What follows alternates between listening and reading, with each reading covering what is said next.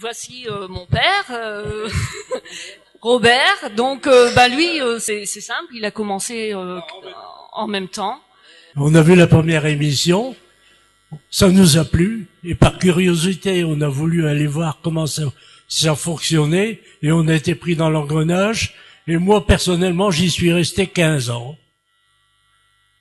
Alors là, t'es arrivé en même temps que moi, et ça t'a permis de rencontrer ton futur mari, Patrick, qui est arrivé un petit peu auprès de nous. Et pour toi, quel a été ton meilleur souvenir en tant que caméraman ou collaborateur directement de Beffroi Vision? C'est-à-dire des bons souvenirs, j'en ai beaucoup. Hein. Mais un qui me tient à cœur particulièrement, c'est le 50e anniversaire de la libération du Cateau.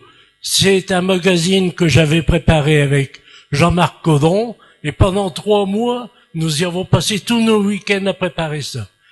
Et on a réussi déjà à retrouver des personnes qui avaient été actives pendant la libération du Cateau, et des personnes passives, mais qui avaient assisté à la libération.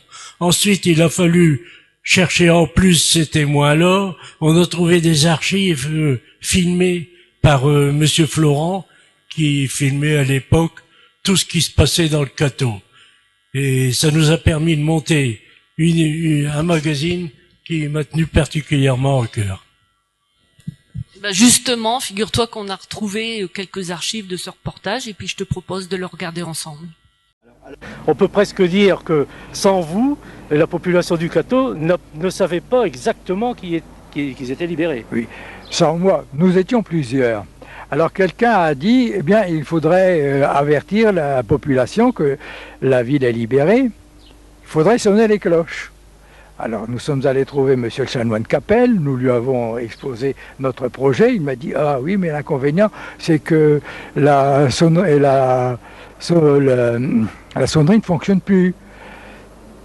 Et moi, je veux bien vous ouvrir la porte du clocher.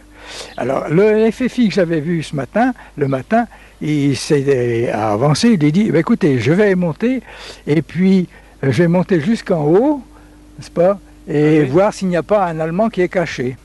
Alors, arrivé là-haut, il a ouvert la lucarne dans la boule, il a agité un drapeau, alors que c'était... La voie était libre. La voie était libre, alors nous sommes montés jusque là où sont les abassons, et nous avons ébranlé les cloches. À la main alors? À la main, oui. Il n'y avait rien d'autre. Même la grosse cloche? Ah oui, même la alors grosse. C'est un phénomène de résonance, il suffit d'appuyer tout doucement, et puis ensuite, de balancer régulièrement. Voilà, donc là, c'est des bons souvenirs.